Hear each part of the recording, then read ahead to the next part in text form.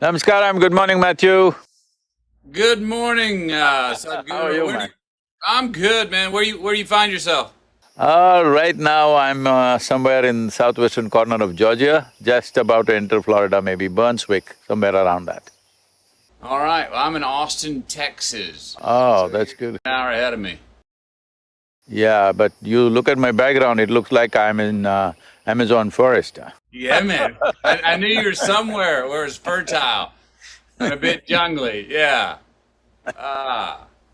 You going around on the book tour? Yes, meeting people, talking, doing a little bit of, meeting people, that's it. No major events because pandemic, no assemblies, but just individual people. That's my last year. I wrote a book, Greenlight, to put it out, and I did it all virtual. It was all this for a year. There were some people that I miss being there in person, but Yeah. I must say that in a lot of ways, this way of communicating is it's very intentional. I mean, because I was in Milan, Italy at 9 a.m., London, England at 10, New York at 11, LA at 12, and when What the kind of LA jet, meeting was what over kind at of 1, I jet was do you having lunch use, with my Matthew? family. What's that? What jet do you use?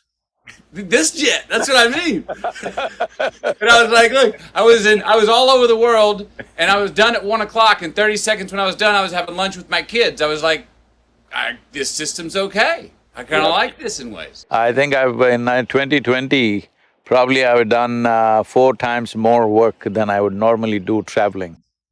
Yep. Literally. Yeah. Still finding time to get on your motorcycle. Yes, but right now, this trip I'm driving a truck with a small camper, so not entering any hotels or homes, just living on the truck, cooking for myself and managing things. I've got 4 Airstreams, Uh-huh. and I'm in one of them now in my backyard, and this is what I take on the road right here, and this Okay. particular Airstream. I got something that can go off-road, a little small, not very… that way it's not big as an Airstream, but this will go where you want. Nice. Nice. Well, cool, man. I'm glad we're gonna get to talk for a little while. Say howdy. I'm glad to meet you. I got a friend of mine, Mark Benioff, who's turned me on to you. He's an Okay. avid listener of yours. Um, How's Mark? Is he in Hawaii or in California? no, he's over further west, Hawaii. Yeah, Hawaii, that's what I asked. He told me Yeah, last time he was in Hawaii. yeah, yes. He's doing good. He's the one who turned me on to you. Thank you. Yeah. Um, Let me love to ask you a few questions. We'll get some conversations about all this good stuff. Your opening on karma, and this we could spend hours talking about this because this is my juice here when we say like lift the haze of the contradictions. Let's talk about some haze lifting on the contradiction. There's a symbol to me that has meant a lot to me. It comes from the Bible, Matthew 6:22. It's the mandorla, and it's saying that, and even Ralph Waldo Emerson talks about it. We talk about future and past. We talk about heaven and hell. We talk about good and evil, and we see these contradictions that butt each other. And the mandorla covers itself and is the third eye in the middle, and says that spot is the spot of paradox. That spot is where all the truth lies. That's where all the colors of the truth lies. It's not a contradictory shade of gray and compromise. It's actually where all the good stuff is. Paradox has been very helpful for me in understanding and having a high eye, a third eye, and not being so dualistic. Let's talk about that a little bit. Can you jump on that? Yes, Matthew, what is contradictory is essentially in the psychological space of the human being. In reality, existentially, nothing is contradictory, everything is complementary to everything else. Is the day contradictory to the night? No, it is complementary. If it was all day, you wouldn't know what is night. If it's all night, you wouldn't know what is day. So essentially, human perception itself, because it is through five sense organs, it can only always perceive only a part of it. See, if I show you this part of my hand, you cannot see this part. If you see this, you cannot see this. This is the nature of all our perception. All the five senses are able to perceive only with the context, otherwise they cannot. So because of that, because we are fed with this kind of part information, our mind tends to think that everything is contradictory to everything else. Man is contradictory to woman, night is contradictory to day, light is contradictory to darkness. No, they're all complementary to each other. It is just that because our perception is so fragmented, five sense organs are made that way. These sense organs are only good for survival process. If you want to know, they are no good. They are only good to help you to survive on this planet. That you can do by perceiving things clearly through your sense perception. If you want to know life the way it is, if you want to know this phenomena of life the way it is, you have to go beyond your sense perception. In a way, the entire yogic science is all about this. Even the karma that we are talking about is all about this, because all the karmic inputs are in this sense, bits and pieces of information out of which we are trying to make something. This is like a child starting to, let us say, we give him a 1,000,000-piece jigsaw, he puts 4 pieces together and says, here I got it, this is a bear, all right? But there are 1,000,000 other pieces that you have never seen. So, looking at life in pieces through keyhole visions makes everything look like one is against the other, but in existentially nothing against anything else, because as we sit here, see, that is your body, this is my body. This is my mind, that is your mind. What you call as my body, what I call as my body is what I have accumulated is my body, what you have accumulated is your body. What I have accumulated in impressions is my mind, what you have accumulated as impressions is your mind. But there is no such thing as my life and your life. This is a living cosmos. You have gathered a little bit, I have gathered a little bit, we're enjoying that. The privilege of creation is, the magnanimity of creation is that though we are really nothing in this existence, it has given us an individual experience, which is a tremendous, tremendous privilege. Unfortunately, human beings are not able to appreciate or understand this privilege. Though you are not even a speck of dust in this cosmos, you have an individual experience. You can look at it from your own end, as if you are a whole universe yourself. But if you take this individuality too seriously, everything will be contradictory. Once it's contradictory, as you get more invested in these contradictions, conflict is a natural outcome, you know. Yes, heard. You know, you said in your book, destiny is what you create for yourself, fate is when you fail to create your own destiny.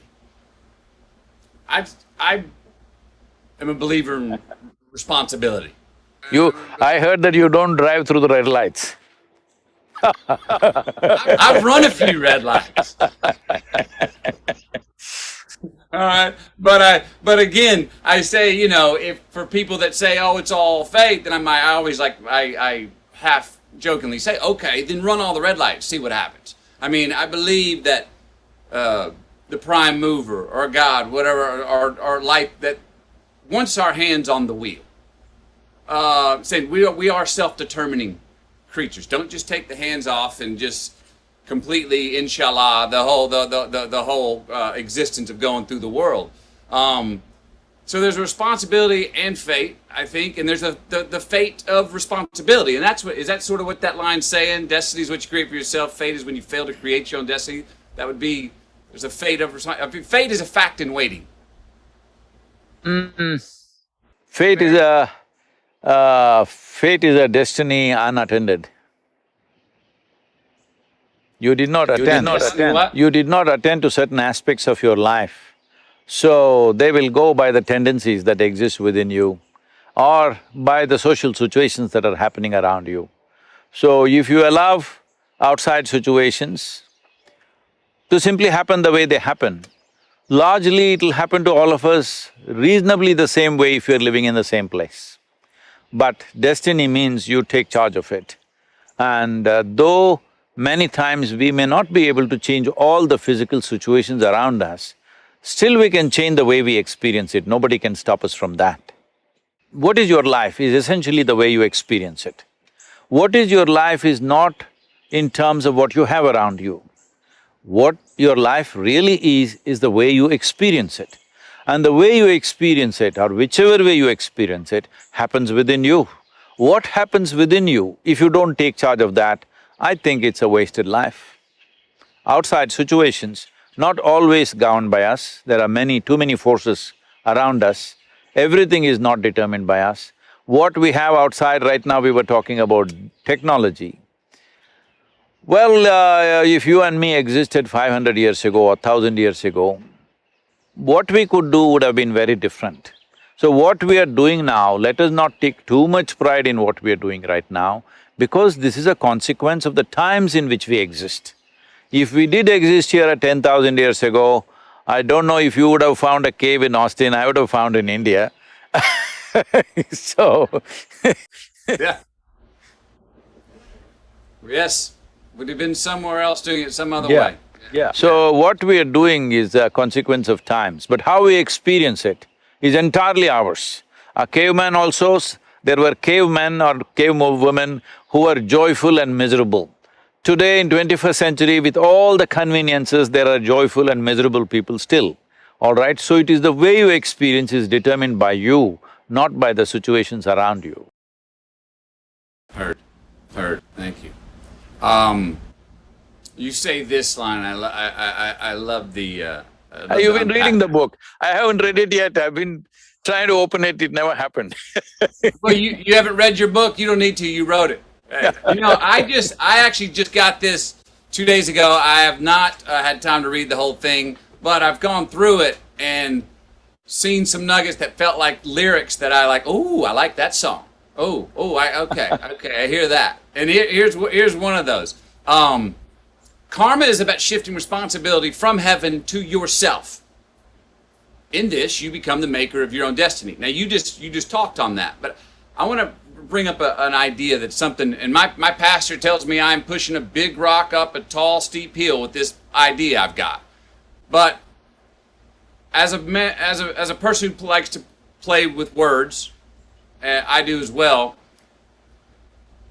I believe that we should be… I'm trying to redefine the word selfish. That being more selfish is actually being more selfless. That being more selfless is actually being more selfish. That we have greater gratification, we have greater joy, we have greater gifts.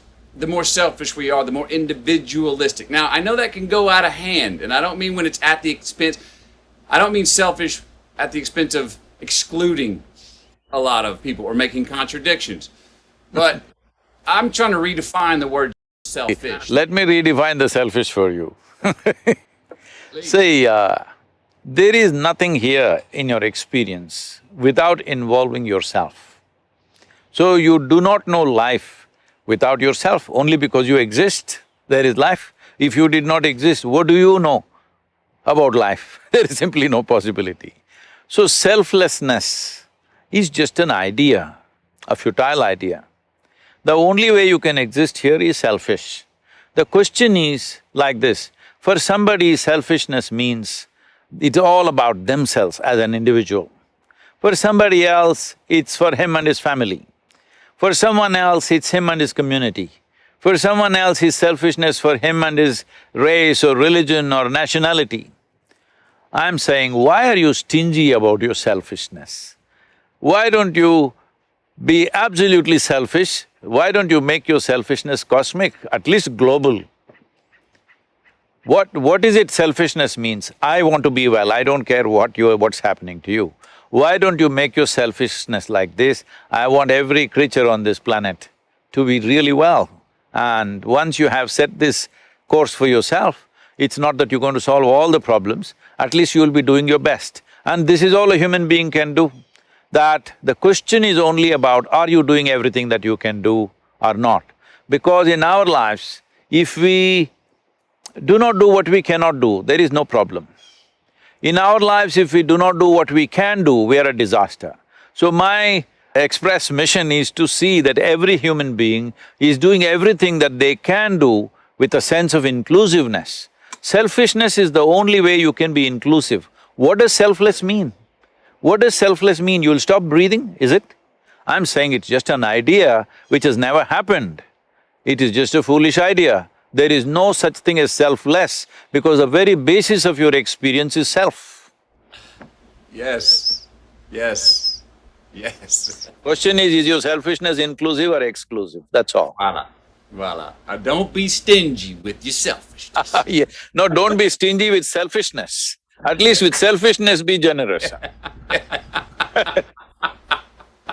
Yes. You know, you obviously have a great sense of humor. I've found that sense of humor if is something that one, it's been a great tool for sometimes unlocking those contradictions for me and other people. But often it's seen. I'm one of those person that will laugh while the quote unquote wound is still a little bit too fresh. You know what I mean? And I'm like, well, no, it's already happened. So let's start laughing at it now. And I'm still going to be responsible and try and fix the problem. But can we do this while we giggle through fixing the problem? And some people that turns off because they go, wait, it's too early to laugh. You can't laugh. You can't. It's too early. We need to be serious about this thing. I'm going, no, I'm still going to do the work. Can we laugh while we fix the problem, or find a way to agree on something, whether it's politically. You have a right to cry only when you just dropped out of your mother's womb. That's the only time you have a right to cry. After that, you should be laughing out. And now about when the wound is too fresh. See, let me tell you this. See, as I said already, all the external situations, our life situations will not ever happen 100% the way we want. Doesn't matter, small situations, big situations. As your involvement grows in the world, you will see more and more things will not happen the way you want.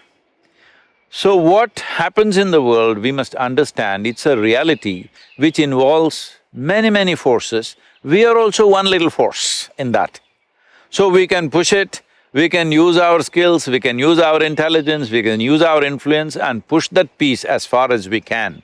But there are too many pieces. It will never happen 100% your way or anybody's way, and I'm glad it is so, because if it all happened your way, where the hell do I go, huh? Little bit your way, little bit my way, little bit somebody's way, this is the way world is. But now you're talking about wound. Wound happens within you. So this one space which you call as myself must happen 100% your way. If this is happening 100% your way, you will just see that what a joke it is, everything that happens around you and how ridiculously it can happen. So when you see this, it's not that you have to have a sense of humor, laughter is inevitable. When you're laughing within yourself, maybe words also come that way. I never thought I have a sense of humor. These days people are telling me, Sadhguru, you have such a sense of humor. Oh, I thought, oh, is that so? It's just that all the humors in my body are working well, that's all.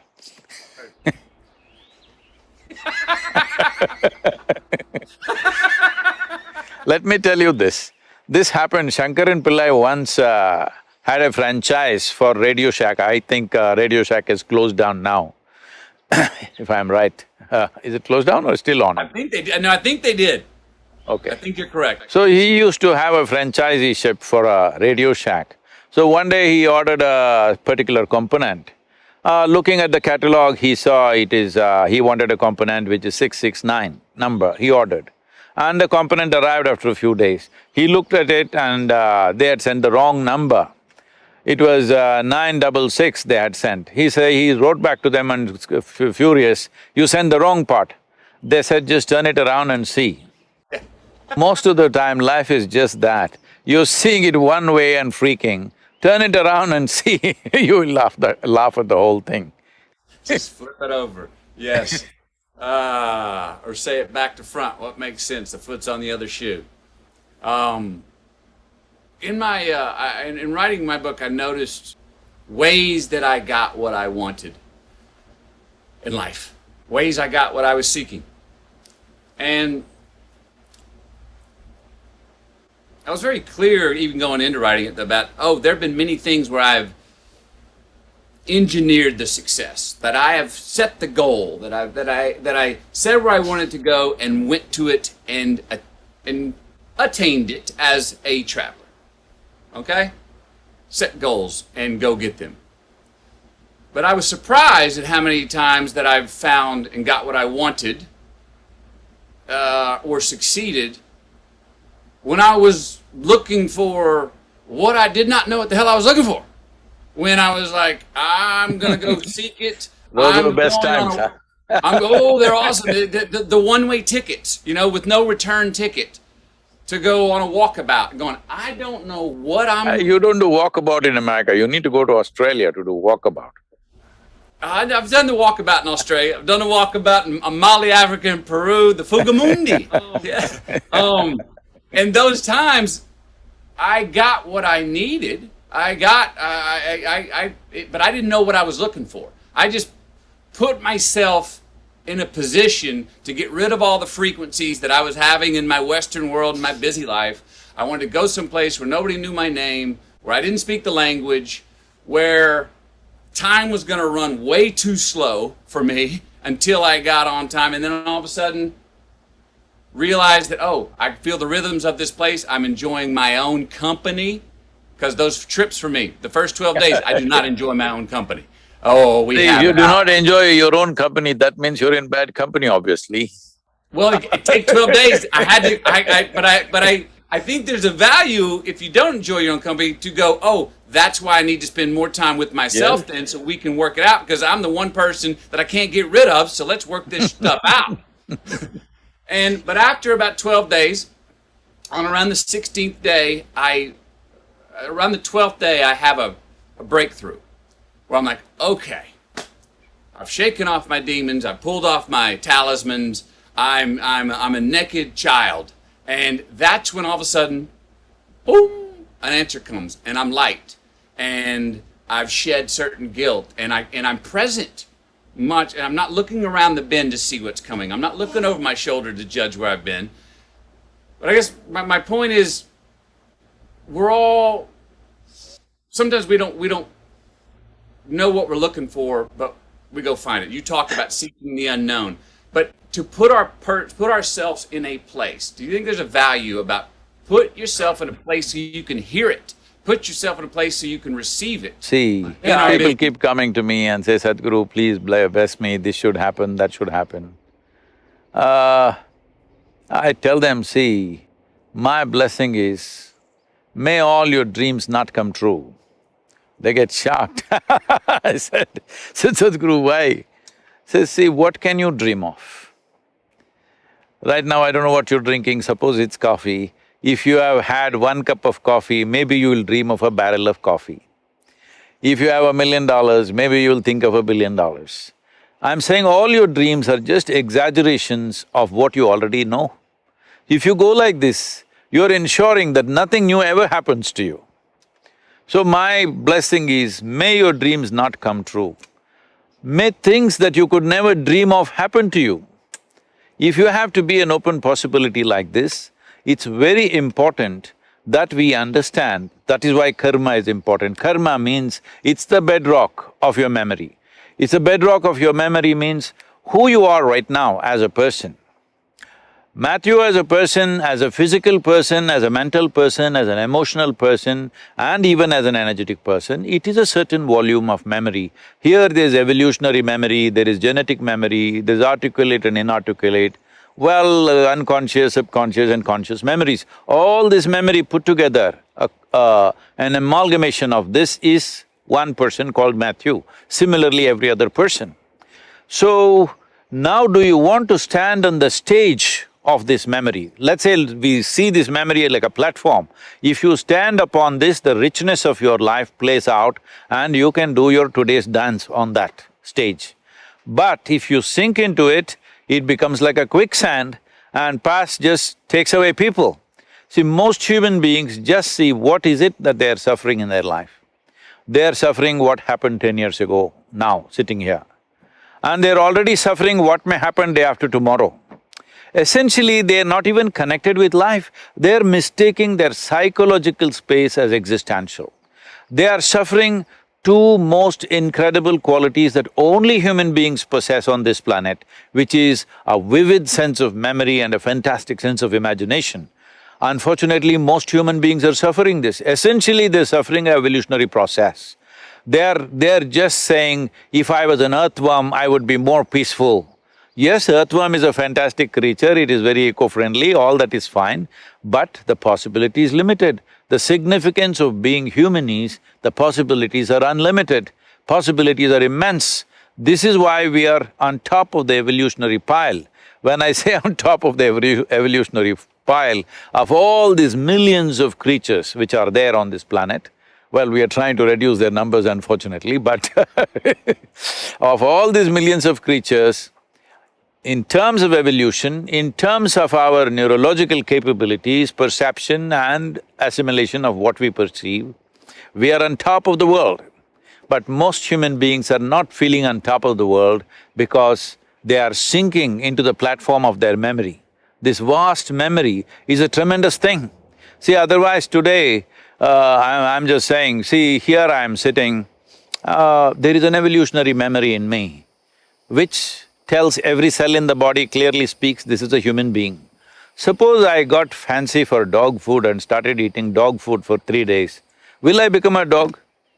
No, there is evolutionary memory within me which will never allow anything like that to happen. Now I am here in United States, let's say I eat only American food, will I become an American person? Will my color change? Will my everything change? No, because there is genetic memory in me. So who you are, who I am, is essentially memory. The question is, will you stand upon this platform and do your act, or will you sink into it and die? This is all the choice you have. Boom. Yes. Yes. You say, I hope your dreams don't all come true. I love that. Don't say that, don't tell everybody, they will curse me. but listen, but tell me, here's what I hear when you say that. We're such a result-oriented people and culture. I gotta have my result. And we if I just get to the top of that summit, I'll have the ta-da moment. And we get to the top of the summit, we see it's a false summit. There's millions of more summits on the other side. You keep climbing, and there's another one. There's not a ta-da moment where we go, I've got it, all figured out. I think we get caught up so often in short-term gains, and short-term return, choices that give us short-term return on our own investment, us. And we're not making choices that are gonna buy us delayed gratification, not only longer in this life, but after we're gone, for our kids and our grandkids and our great-great-grandkids. So it's all a process, is what I'm hearing from that, and how I'm choosing to take that line. It's all a process. Enjoy the process. You do not ever get there. That's the point. That keeps it a game, because if you got there, the game's over. See, the finish line, everybody is interested too much in finish line, especially in the Western world, they think finish line is everything. If you're so interested in the finish line, do you understand what is the finish line for life? You want to cross it quickly, is it? It's ridiculous. Ridiculous. Everybody wants to live. So, living here means that now you're breathing, and here, this is living. So, if you're too much interested in the finish line, then you will cross it soon. That is, you will cross it when you're alive, because so many people are living as if they are dead, dead to everything, except for a few needs that they have. A whole lot of people are dead to all other possibilities of life. In yoga, there is a very good kind of a saying, which says, if you have one eye on the goal, you will have only one eye to find your way, which is very inefficient. So, you are rendering yourself incapable of life simply because you want to get somewhere. Where do you want to get? Some imagined place. Where is that place? It is just an exaggeration of the past you've already experienced, because you cannot imagine something that you have never seen. You cannot imagine something for which there is no data, because your mind essentially functions from the data that you have gathered, which is essentially your past. So you want to repeat your past and then wondering why life is so boring. Heard. Heard. Yes. Repeat offenders. Reciprocity, going in circles. I hear you. I've done it before. You say yoga means union. Right? Definition, yoga, right? Mm-hmm. Well, the root word of religion comes from legare and re. And legare means to bind together, and re means again, to bind together again. The prescriptive definition of religion. Mm-hmm. Yoga means union. Those are somewhat synonymous. Is that fair to say yoga and religion would be synonymous definitions, Well, or at least in its same direction? essence it would be, but not in its present form of practice, both I'm saying. The way yoga is practiced in America is not synonymous of union. The way religion is practiced largely The way across the religion is world. practiced in the world is not synonymous, Yes. not synonymous with what real religion So is either. both of Yes. them in definition, maybe they are same, but unfortunately the way it is practiced is very different. But why yoga is simply because this is not based on belief system, it is based on your experience, at least you know where the hell you're going. With belief system, you just believe you're going in a certain way, which gives you a certain psychological comfort, it gives you solace.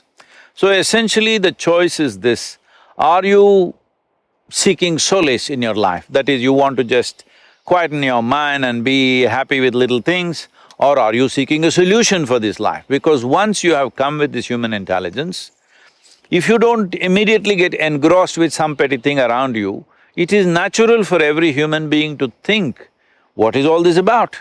Where did I come from? Where will I go?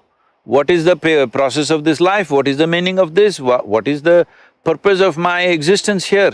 And is my existence just a blimp that I just come and vanish, or is there something else? Essentially, what is the nature of my existence? This is a question that no human being can avoid unless somebody works on you very young and they tells you are this, you are that, you are going to this heaven or hell or whatever. Unless somebody washes you up like this, it is very, very natural for every human being to ask these questions. And these questions are good, this confusion is good, because when you realize you do not know, see, people have misunderstood and unfortunately not understood the significance of I do not know. I do not know is the most significant thing in your life, because the moment you see I do not know, the longing to know, wanting to know, seeking to know is a natural consequence. Once there is a strong seeking, knowing is not far away, because anything that you wish to know about life, you don't have to search through a microscope or a telescope, because you are life. This is life.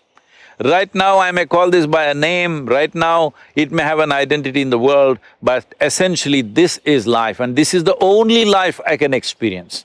See, right now all these beautiful trees, I don't experience them. I only experience them the way they happen within me, the way they reflect in the firmament of my mind, and how I relate to them. Whichever way, I will only experience these trees within myself. There is no way I can experience these trees out there, and that's true for everything. You cannot experience anything out there, it can only happen within you. All experience, pain and pleasure, joy and misery, agony and ecstasy can only happen within you. Every kind of experience happens within you.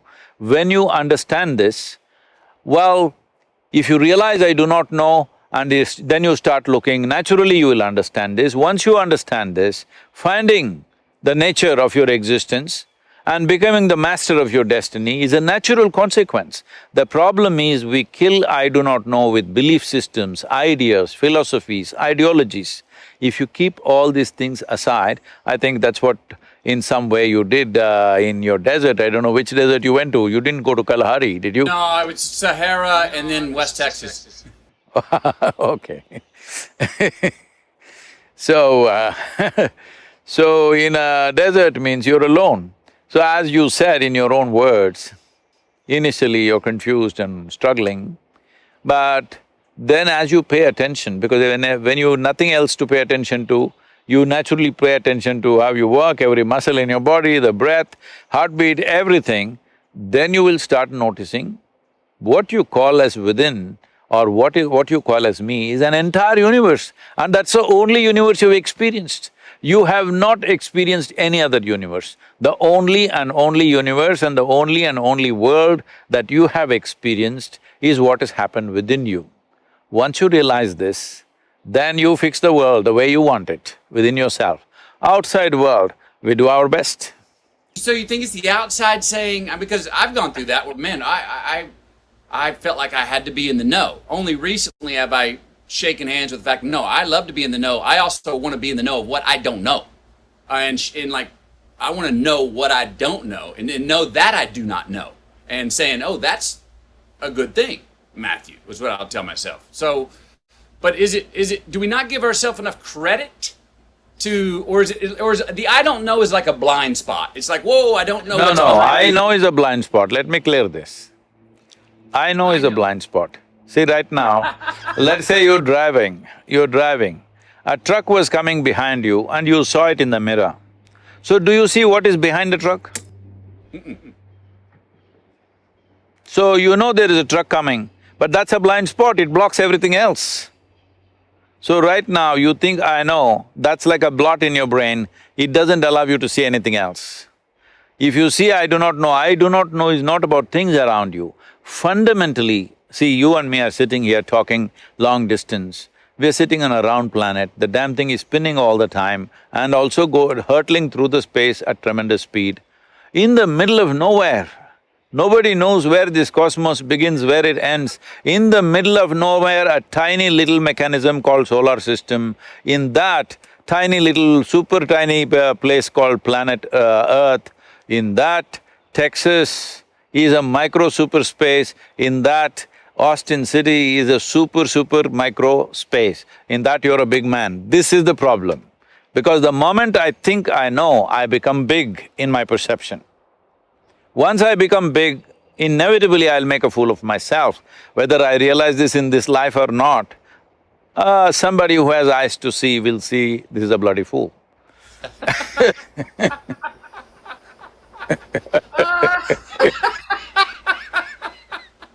Yes, love it. I know is a blind spot. Heard. But we tell ourselves, the world tells us the opposite. That no, the self-assurance, the confidence, even if it's a false confidence, will get you, what you want. We reward that in life, in this life, in the mortal life. We reward that with money, with jobs, with even blue ribbons and gold medals sometimes. Is it an act of courage to lean into the I don't know? Is it to seek what you don't know? Is it a courageous act, or is that too much of a come from a belief system? I'm just trying to make it tangible because yes. in this, Right now, do I know you are Matthew, I wouldn't dare try the second name. McConaughey. McConaughey. Rhymes with what would Madonna say? So, so I know you're Matthew McConaughey, but do I know you? I don't know. I know you because when I see a person, I know many things that I know, I need to know to interact, to be with them and everything. But do you know some life absolutely? You do not know. So with the I do not know does not mean you are ignorant. I do not know simply means that maybe right now I'm seeing the surface, I'm always willing to look deeper and deeper and deeper. But the moment I say, oh, I know what's Matthew, he's a file in my mind, it's finished. So, I do not know does not mean that it's ignorance. See, we must understand this. See, however much knowledge you have, even if you have digested the libraries on this planet, Still what you know in this cosmic space is a minuscule. But our ignorance is boundless. So the whole yogic system always identifies with ignorance. Because if I identify with my ignorance, then whether I am awake or asleep, my intelligence is always on, it never sleeps. The moment I say I know, my intelligence goes to sleep, it gets lazy. This is essentially determining what is the quality of your life. So do not ever let your intelligence go to sleep by saying, I know something. Do you know a blade of grass? I'm asking all the top scientists on the planet. Do we really know a blade of grass? Absolutely. We do not know. As you look deeper and deeper and deeper into it, there's more and more and more to it. See, the top scientists in the world have openly saying, we not only do not know, we will never know. All right? So this is does it mean these people are ignorant people? No, they may have more knowledge than most people on the planet, but they are saying this because they have looked deep enough into life. And if you look deep enough into life, you will naturally see what you know is a minuscule, what you do not know is an endless possibility. So do you want to take away the boundless possibility because you know a spot? I don't know is not ignorance, it's an endless possibility. Ignorance is a boundless thing, knowledge is a very limited thing. Fun. Fun. That's what this sounds like, fun. The adventure. Can you open up your definition of expansion? What most people would say would be your teaching, you call it technology. That clicks with me too. But can you open up to talk about your definition of expansion for us? Everything, right? See, before that, what you referred to as technology, why this is technology is, see, if I give you a belief system, you may believe it, you may not believe it. If I give you a teaching, you may like it, you may not like it. If you give a philosophy, you may agree with it, you may not agree with it. Now I give you a technology. All you have to do is learn to use it. Whoever learns to use it, for them it'll work, it's as simple as that. So, it doesn't matter, right now, some people were complaining when that ISIS war was going on in Syria and Iraq. In America, some people that I know were complaining, can you believe it, they're using our iPhones and doing all these attacks. I said, this is technology. Whoever learns to use it, it'll work. You don't have to say any of your religious slogans to make it work. You learn to use it, it works. So this is… yoga is a technology, you just learn to use it. It doesn't matter who you are, what you believe, what you don't believe, all this doesn't matter. You just learn to use it, it will work. So what is expansion? See, word yoga means this. Well, you already came to a little verbal meaning of that, which simply means union, or actually that other definition you said, I'm sorry, I'm neither Latin nor Greek. So you said Religion. something about yoking, all right? To bind together again. To bind together. The word yoga literally, if you go back to its original meaning, it means to yoke. You yoke together. See, right now what yoking means is, see, when you sit here, you are an individual person. This is why I said the greatest magnanimity of creation is, it gave us an individual experience. There are swarms of insects here. For them, they don't have an individual experience, they experience themselves as a swarm, as a species. But we experience ourselves as an individual. Unfortunately, instead of enjoying this privilege, we have made this into a point of conflict between each other all the time, me versus you. But this is the greatest privilege that we can sit here. I want you to just imagine, suppose you looked at you or me from, let's say, Galaxy Z. What are we? Even through a telescope or a microscope, we are not visible. It doesn't matter what they have, we are not visible. We're such a tiny speck of dust, literally. But we have an individual experience, it's not a small thing. We can look at the universe and wonder what this is all about. This is not a small thing. So this individual experience or the sense of being an individual, when you take it too seriously, then you get lost. Then you have to yoke with the creation. You have to become one with it. Only then you know life, otherwise you are misunderstanding your psychological world as existential. Right now, this is all the problem with human beings. Somehow nature trusted that if we give you so much intelligence, you will make the best out of it. Tell me, Matthew, in your experience or in anybody's experience, does intelligence spell solutions or problems? Intelligence means solutions, isn't it? Unfortunately, today it's human intelligence which is causing all the problems, simply because we are too stuck with our individuality. We don't understand this is just a privilege. Tomorrow morning if they bury us in the land, we will become one with everything, all right? All this countless number of peoples who walked this planet and they also thought they are great people, where are they? All topsoil right now. You and me also will be topsoil unless some friends choose to bury you real deep, thinking you may rise from the dead, you know fearing rather So I'm saying, we are anyway part of this. Without taking a breath, we cannot live. Without food, water, we cannot live. Without constant interaction, we cannot live. But we are acting like concrete block individuals. We are absolutely individual. Yoga means you obliterate the boundary of your individuality so that you experience your universality. Once you experience your universality, if I experience everything around me here, everybody around me here as a part of myself, after that, do I need any morality? Does somebody has to tell me, don't drop them, don't kill them, don't do this, don't do that?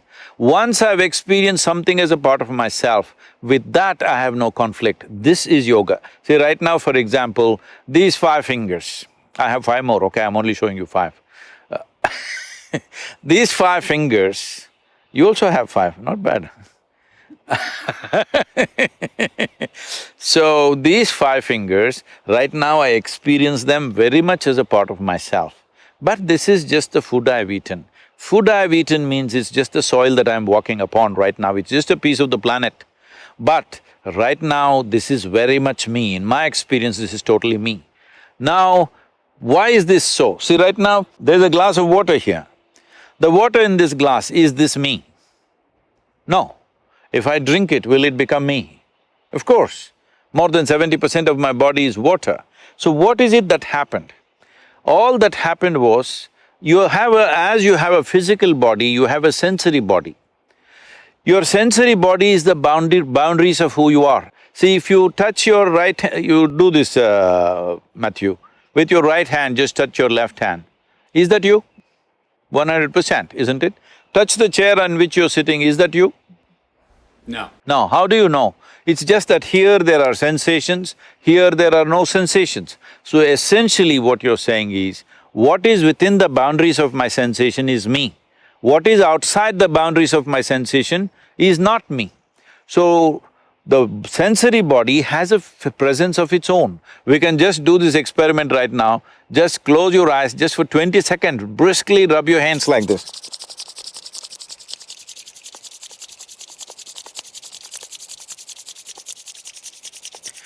Hold them about 3 to 4 inches away from each other.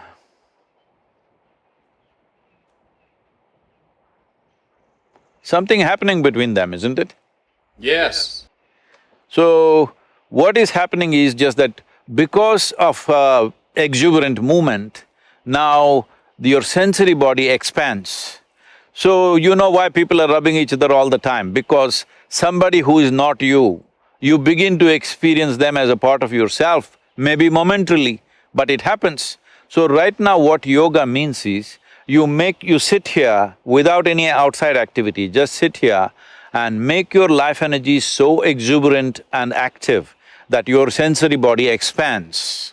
If your sensory body expands to the size of the room in which you're sitting, you will experience everything around you as a part of yourself. If your sensory body expands like the universe, then we say you are a yogi.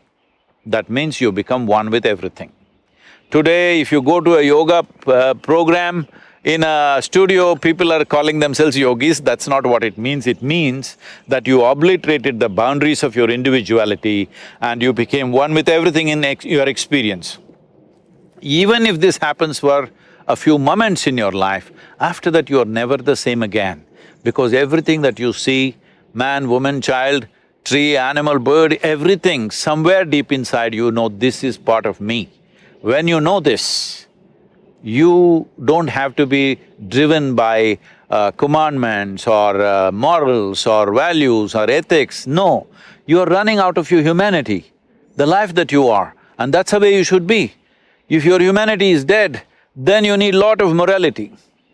If your humanity is alive and overflowing, everything will be fine, you will do the best that is for yourself and everybody around you, and we would completely live a different life. And right now with this pandemic and everything, this becomes very essential. This is the time for us to stand up and show what kind of human beings we are. Yes. Yes.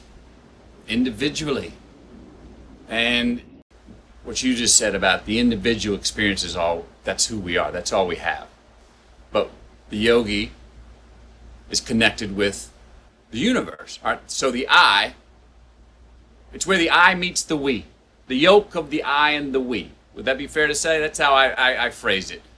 I and the all. Is it I and the all? We means there are still multiples, all right? So all, I and the all? Yes, you are the all.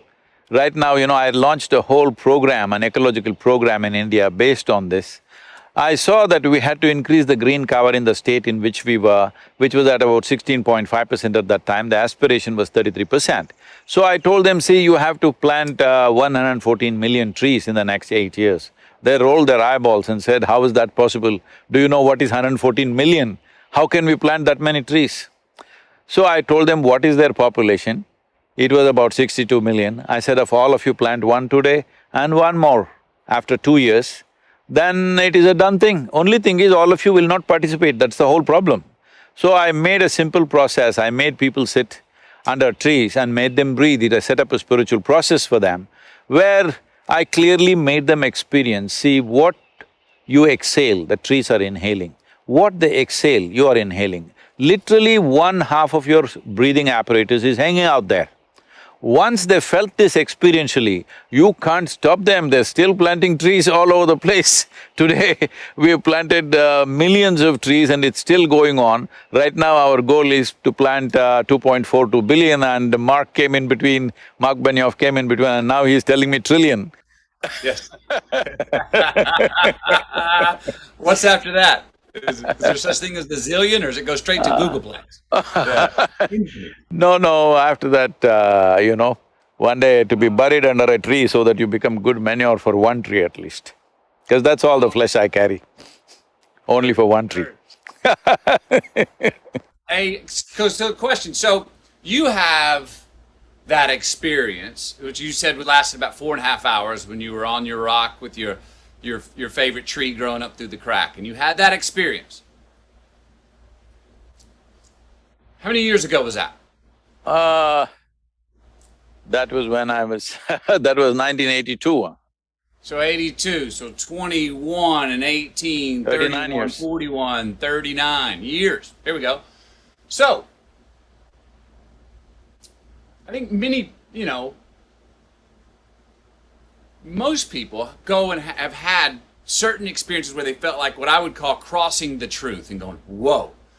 I know I've had experiences in my own life where I'm like, that was true, it landed on me, it was as light as a butterfly but strong as a lightning bolt. I know that what I just realized is true for this time, that time, and all time, and I have to tell myself now, the hard work, Matthew, is going back into the busy society and maintaining it. Now, the problem with maintaining is I was doing tools to try and hang on to it, which is not what you're saying. No. You're saying, boy, it happens. It doesn't need maintenance. It's not You're not maintaining the sky, are you? Nope. You're not maintaining the sky. So, in our perception, in human perception, boundlessness means the sky.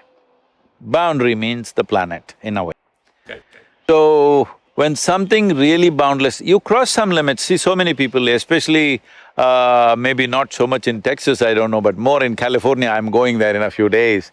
Everybody talks about how they broke their barriers because they smoked this, because they drank this, because they did this.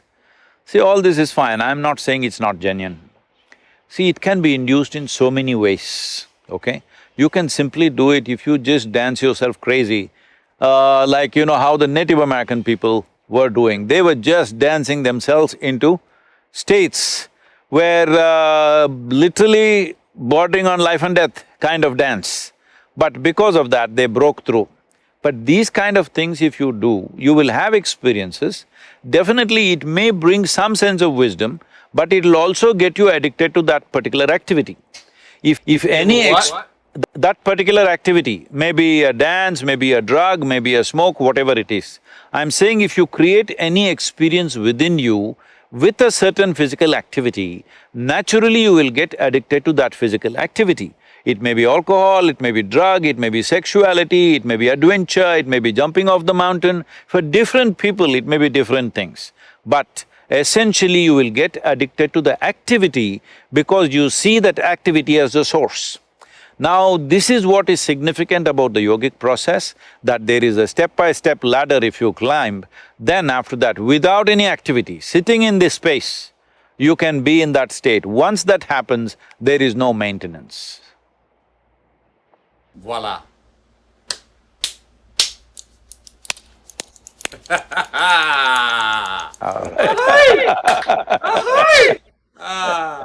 Well, beautiful. I could would love to go on talking hours, days, and hanging out, etc. I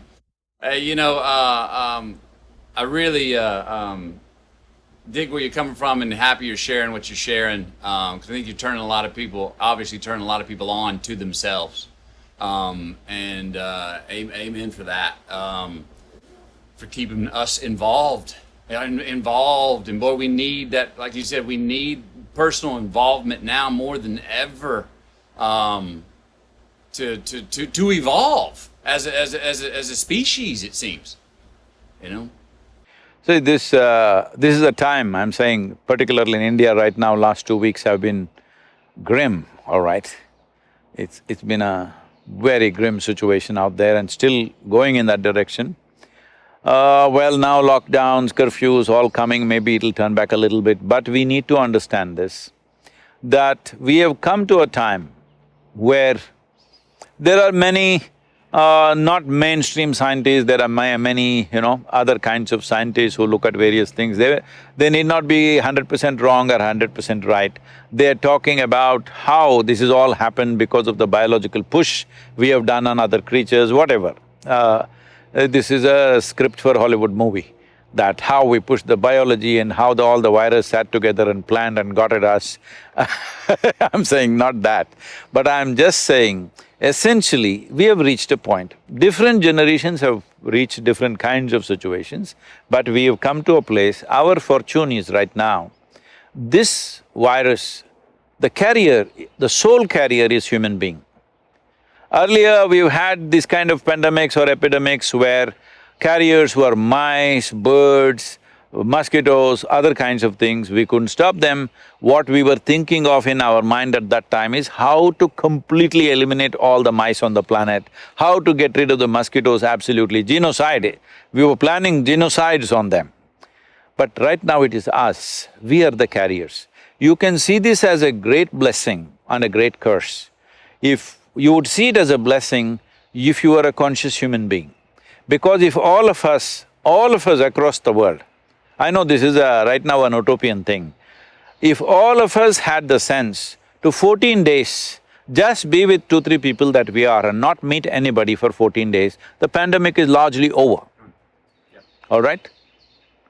But we won't do that. We need a haircut, we need to go to the pub, we need to do this, somebody needs to go to the temple, somebody needs to go to the bar. Everybody has all this because we are such compulsive creatures right now. The significance of being human is, there's nothing big about us except that we can conduct the same things that the animals do consciously. We eat, we sleep, we copulate, we die, all right? The question is, If we do it consciously, it looks human. If you do it compulsively, it looks animalistic. So right now, this is the time for us to exhibit how conscious we are. As a generation of people, what sort of people are we? Simple commitment, I will make sure I am not infected. But if it so happens I'm infected, I will ensure it will not go to one more person. This much commitment if we take, it's over. It's a small, short-term inconvenience for long-term freedom. And also, we are too committed to our lifestyles, we are not committed to our life. We think our lifestyles is life. No, lifestyles is a consequence of time, in the times we are in which we are living. Life is the real thing. So right now, focus on life, that this life should not be put to risk, no other life should be put to risk. Lifestyle doesn't matter, you can make your lifestyle differently, what is the big deal? Yeah, I'm driving and sleeping in a truck, so I've changed my lifestyle completely. I hear you.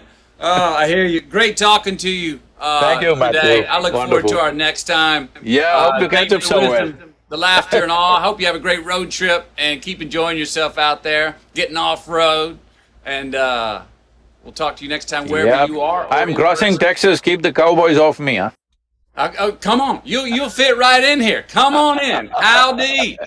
It's about 974 miles east to west. Come on through, man. Stop wherever you want. Hospitable state. We'd love to have you. Let me know when you come. Yes, thank you. Sadhguru, Matthew. appreciate it. Yes, Wonderful. sir.